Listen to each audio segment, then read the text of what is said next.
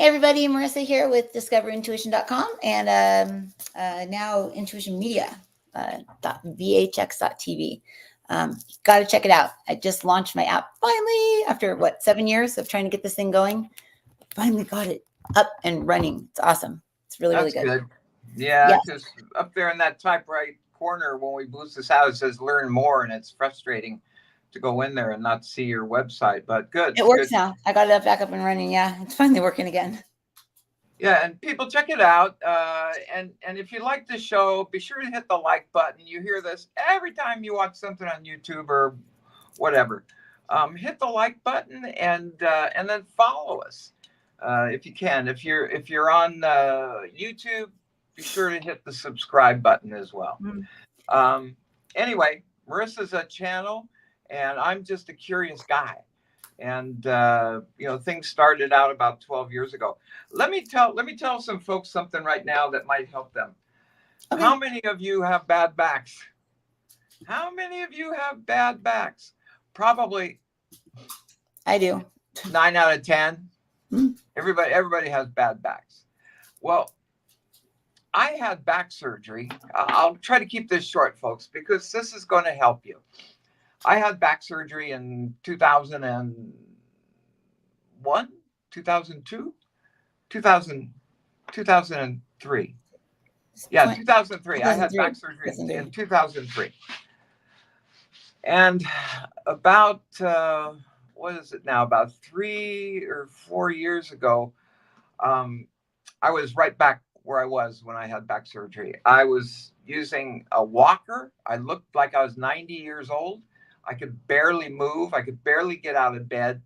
It was because I was afraid to move. If you moved, it was like lightning bolts through your back. Now, if you have a tendency to have a slip disc, what's happening is you have a disc in your back that's slipping and it's sitting down on your sciatic nerve, your sciatic nerve. So really what you want to do and what surgeons do is they move that disc out of the way and they get it the off the off the nerve. So I went out about 3 years ago, something like that. We went to my surgeon in Puerto Vallarta. He said, "Yeah, you need surgery." Showed me everything, did an MRI, showed me everything. I went back home. I set up an appointment in San Diego. That was in Mexico, Puerto Vallarta, Mexico. So I set up an appointment with my original surgeon from 2003 to have him look at it. And again, I had an MRI done, and it was pretty clear what the problem was. Not to me, but certainly to the doctors. So I went home, and I remember sitting on the edge of the bed. I was just sitting on the edge of the bed, and I prayed to God. I don't know who was listening to me, but I prayed to God, and I said, "God, I know everything is for a reason. Everything seems to be for a reason. So if my back is bad for a reason and it has to be bad, then I guess it's got to be bad. But I know, Jesus, I know for a fact that you can heal people just like that, if you want to." And then in the loudest of voice, I've never heard a voice in prayer. I've never, never, never, never. Marissa channels, she sees things. I don't hear things, I don't see things. I think we go by our instinct. Our instinct is that gut feeling that tells you to go right instead of left. Always follow that. But in booming speakers, either in my ears or in my chest or in my head or whatever, I heard sleep on your right side, dummy. It was either sleep on your right side, dummy, or idiot, or stupid, or whatever. And I remember going, "Oh my God, I think Jesus just called me stupid." Well, he has every right to do that. So that night, I slept on my right side. And next morning, not much, a little bit, maybe just a little bit. Second day, slept on my right side again. Did not sleep on my left. The problem was on my left side. The problem was on my left side. So when I would sleep, actually my comfort would be laying on my bad side. That's where I was most comfortable, was laying on my bad side. So here's something inside me is telling me, sleep on your right side, sleep on your right side. So I slept on the right side first night, not a big deal. After the second night, I got up what would that be, the third morning, and it was like, wow, I think it's getting better. Did it again that third night, got up that fourth day, and it was as if I never had a back problem. Never had a back problem. I could get up, I could jump rope, I could run, I could walk, no more need of a walker. Big smile on my face. Wait a minute. Poppy, Star, stop it. My dogs, they will not shut up. Um, so then I was fine. I was just absolutely fine. Everything, they healed me. God healed me. So if you have a bad back, now if it's right smack dab in the middle, more than likely that's muscle. If it's right on the spine and across the lower back, it's probably a muscle. So you want to let that muscle just calm down, get a muscle relaxer or something. But if it's over on your right side or it's over on your left side, because to me it happened on both sides, and this isn't the first time that's happened again since I've been healed. But whenever I end up with a back problem, if it's on my left side, I sleep on my right side. So yesterday, I could feel it when I was getting up out of a chair. I felt, oh no, I think I just threw my back again. I think I just slipped my disc, because now I know what it is. So I'm just telling you right now, if you have back pain and it is either on the left side, the left hip, or the right hip where all the pain is, at night, sleep on the other side. If your pain is on the left side, sleep on your right side and don't cheat. At best, maybe rest on your back, but don't flip over to the side that hurts, because that's where you're going to get relief. Don't do that. Sleep on your right side. If your pain Obviously, is we're on not the medical right, professionals, but if it's your just a pain is on the suggestion. right, if your pain is on the right side, sleep on the left side. It only takes 3 days. It takes 3 days. And I'm just telling you from experience, because Jesus answered my prayer. I kind of thought it was Peter. I don't think Jesus would call me stupid. So I think it might have been Peter that told me. But anyway, that's it. That's it for the back. I'm not going to do my walk. I usually do a walk each day, but I didn't yesterday, and I won't today, and I probably won't tomorrow. I just want to make sure it just And you don't settles want your back to go out right before your vacation. And if it does go out before your vacation, then it's the guides trying to stop you, like they were trying to stop you from marrying Satan. Yeah. Yeah. Yeah, that's right. Mm-hmm. They laid me out on the floor. That was terrible. He had to take But like anyway, 40 yeah, painkillers to I get married certainly to the don't want lady to. he got married to. Yeah, we all make our mistakes. Yeah, We all make our mistakes. That's exactly. crazy. I'm not even sure why I did. Um, I'm not even sure why I thought I loved her, to tell you the truth. I mean, geez, that was weird. I Well, can we tell you do. because it got rolled over from the last person you're in. You're in a marriage, and then you're in a really good, cool relationship, and then it rolled over into her. So it was feelings for the person that was before her, and that's what happens to everybody. Everybody goes like, "Oh, I just met the most perfect person. They're so perfect. They're so perfect," and then they realize like a few months in, or a year in, or 2 years in, like, "Oh my gosh, who is this person? I don't even know who this person is. I thought they were my perfect person," because you were seeing yourself in them, and you were seeing the last person in them because you were courted to the person that we were with before them. And that's why they call them like rebound people. I remember Gary telling me about this. Gary was our Chinese astrology friend, my dad's friend from college. He wasn't in college, but my dad was in college when he met him. And Gary was all into Chinese astrology, and he taught us a lot. And but my dad was the one that turned him onto it. But anyways, Gary said there's affairs and then there's love. He says, but when you find love on a rebound, he says it feels better than any love you could ever find, because you have love compounded from the love before. But he says if it's an affair star, he says you'll just feel like you're madly in love with the person, and then you'll just be over it. Because he would talk about, like, in astrology there's affair stars and then there's like true love stars. But I still remember him saying, like, you meet somebody after you're in love with someone, and you're going to think you're more in love with them than you're in love with the other person, because this person hasn't given you an opportunity to show you all their negative stuff yet. You've only seen the positive. So you feel the love and you see all the positive, but then they start doing all the negative stuff and you're like, ooh, what did I get myself into? Well, in my case with Laura, and this can be a lesson to people out there. We're not into talking about God yet, but and we will. When I met Laura, I was willing to do anything. I thought I was in love with her, and I would, go to the moon and back for her. He wore a sweater around his neck. Yeah, I mean, I did things I would never do. Yeah. And what it was she was molding me. She was changing me from what I was to something that she thought would make me perfect to her or whatever. And when she did leave me, her words when she left was, "You're not the same person I married." And I said, "Duh, yeah, I changed for you." You My molded. God, I became what you wanted, and now you left. Yeah. So, little piece of advice, folks: don't ever change for another person. Yeah. A person has to accept you for who you are, and if they don't, then it's just not going to work. It's just not going to work because you have to be who you are. That's Yeah. all there is to it. So anyway, yeah, that was a crazy mistake on my part. But anyway, so for those of you who do have bad backs, try to do that. Do what I say, because I got it straight from God. God made healed me, and so I'm just passing it along to you. Just Peter says try it. you heard it through the grapevine. Dun, That's dun, right. dun, dun. He's like I he's like dancing. I And he was said there's a telling. grapevine that goes all the way up to God, and God speaks, and it goes through this little grapevine. And I'm seeing those old 80s commercials with the raisins that would do the grapevine dance. Yeah. But he says God speaks, and then it goes through all these different trumpeters, and the trumpeters go and like it comes down.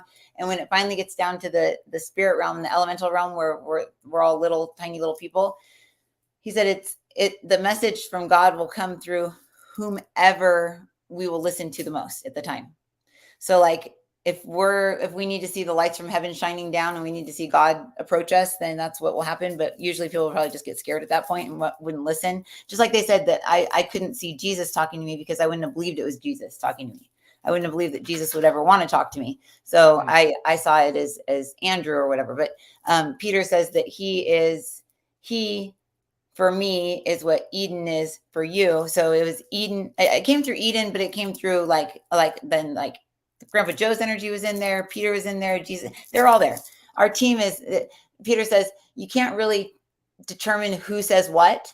He says it's like trying to decide like who says what, like on like a baseball field, and everybody's playing and they're all playing their parts and everything. You can't just say like, oh, that play was or that game was great because of the first baseman. Like the first baseman can't do their job without the pitcher throwing the ball and the person swinging and the catcher throwing it back to him. So he says that everybody plays their part. So a message from God is a message from God, but everybody plays their part and blows off their trumpet and sends off their message and sends the messages into all the different realms of where we are and wherever we happen to get it. That's when we get it. So yeah, it Hmm. could have been Peter, but it also feels like, yeah, it's your whole team. You have a huge team. My Or team is not that big. maybe my dad. It feels like Grandpa Joe is over you. It feels like he smacked you upside the head. And then Yeah, but it also feels like he would Peter. be the one. He would be the one that would call me dumb or stupid. But Uh, and what Peter's saying is he's saying they weren't calling you dumb or stupid, but the way that you talk to yourself, that's how you heard it. okay, Yeah, you're gonna hear it good. the way you talk to yourself. So no one's calling you stupid over there. They wouldn't call you that. But if that's the way you talk to yourself, that's the way you're gonna hear it. And Yeah, we all when I talk like do, that to ourselves, like, oh, I'm so stupid, or oh, we always do that. I mean, all people do that. it's like this. I was watching this um, small reel or something. A guy, probably a wealthy guy, about my age, from New York, has a second home in Florida.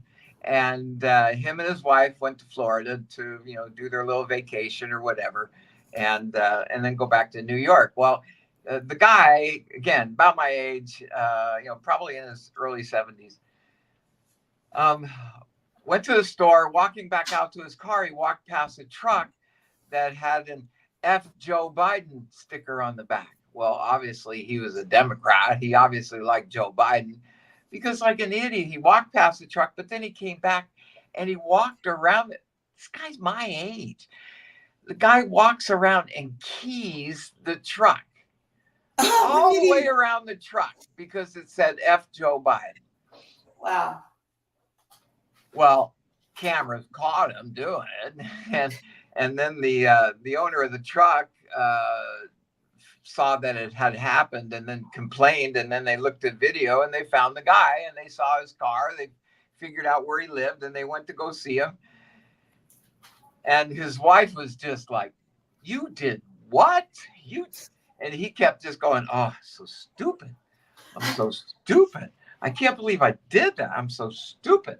And the cop saying, "That's $6,000. You're gonna have to. That truck needs to be repainted. $6,000." And he kept going, "Oh, I'm so stupid. I'm so stupid. I can't believe." So yeah, I think we call ourselves stupid when we do I stuff. wonder if the entities, I wonder if there's entities in that. So what we learned when I learned about quantum healing was that when you, everything can be infused. Remember when the production company wanted me to infuse the intros and the outros of their movies to wipe people's subconscious minds because they're going to do this virtual reality things. And I was like, no, I don't want to be like programming people's minds against their will, you know. If they want me to, then yes, but not against their will. Well, I also learned at that time that anything that has like moisture in it, including ink, because ink at one point has water in it, that anything can be programmed with an intention. So I wonder if that sticker had some sort of entity in it when he saw it. You know, I wonder if it triggered him in some way to like he took on a demon or something like that. Because I mean, there's lots of like if he has any fraction of mediumship abilities and his energy's hanging out in the spirit realms, if he gets pissed off and mad because he sees something and it drops him, something can attach onto him and be like, oh yeah, okay, let's do this. And, you know, key the car. And then it's like, oh my God, why did I do that? Why did I do that? Why did I do that? People do it all the time when they're drinking, you know, and a spirit jumps into their energy at a bar and they go and they beat somebody up and they're like, why did I just do that? That was so dumb. It's because a spirit jumps in their energy and takes them over. It feels like that guy got possessed, literally. A Florida guy, you said? I don't know if somebody professes to support Joe Biden and just takes a second and looks what's happened in this country in the last 3.5 years, then if you're for that guy, then He's obviously not very smart. you're probably possessed with dark energy. That's true. Because anybody who professes that our country needs nothing but all these illegals coming in, all of them being military age, coming from all over the country, they're not men with their wives and children. It's all single men that are between the ages of 16 and 24. Oh, are they going to put them in the military? They're military age. There's 11 million or more of them that have come across in the last 3.5 years. Just shutting down oil and then causing everything to go up in price because everything uses oil. Everything from the cereals that you eat in the morning, there's an insert in the box, and that bag is made from oil. It's made from plastics. Everything. So once you raise the price of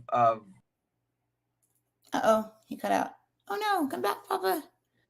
Well, I know one thing that doesn't take oil, my car. I think you just, oh yeah, you just hit a button. You No, I didn't touch anything. I didn't touch a thing. You just popped off. Yeah, I switched from one side to the other and now back to the other side. Oh no, you were gone. I didn't hear you. You said oil costs everything and then you went away. Huh. Oh well. Yeah, and then it's just me. Anyways, but no, I said I know one thing that doesn't take oil, my car. I love it. Yeah. Well, actually, no, they make batteries with all that stuff, right? You got tires, rubber tires. Yeah, that's true. That's true. From petroleum as well. You have plastic trim in and out throughout your car. My car is pretty much plastic. It's got a big rip in it right now because yeah. The only really good electric car is Tesla, but it's like Trump says. He says, you know, those are great cars if you just want to take the kids to school and go to the grocery store or whatever. But if you want to go on a trip, you can't take that car. I mean, you can't drive across it. He says, if you want to come see me at Mar-a-Lago, how many times are you going to have to stop? You know, charge the doggone thing up. And how much I saw a Tesla truck yesterday. You don't want to sit there for 4 hours each time. Yeah, But anyway, all the other American cars that are electric. Those are the bust. Hummer is electric right now. They came out with an electric Hummer. I would love to have one of those. That'd be so cool. Well, the thing is Tesla has set up the infrastructure for charging, but the other car companies haven't. I mean, the only way you're going to charge up your Hummer is by plugging it into your house. And that's going to take forever. If you're out on the road, where are you going to stop to charge up your car? Oh, yeah, I know. And right now, all the big companies are going to Tesla going, oh, please, please, please, let us Let us use your stations. Let us use Oh, your they can't use station. Teslas? Oh wow, I had no idea. Uh-uh. There's a charger in Uh-uh. front of the in front of Lazy Acres in Encinitas, and it's not a Tesla one, and it's like more expensive than gas to charge your car. It'd be like, Yeah. I remember in Encinitas, it was gonna be like $50 to charge my car. I was like, that's ridiculous. That's more than gas. But Yeah. you know, they're doing Yeah. it for the environment. I'm So doing it those for solar. cars, they might look nice, but nobody's going to own them. Those things are going to get trashed. I don't know what they're going to do. They're going to end up in some desert location sitting out there so they won't rust or whatever. And who knows? Because What? it looks like the what do you call it? The hybrid engines are really the way of the future, and not electric.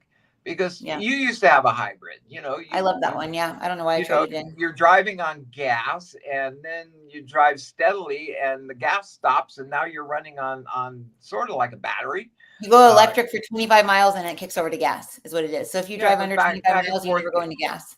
Yeah, it keeps recharging up whatever. Yeah. So anyway, that's probably the future. Electric cars are not. Oh, and I saw this. Somebody has truly invented. Trying to think of the name of the company. I think it's in California too. A small company.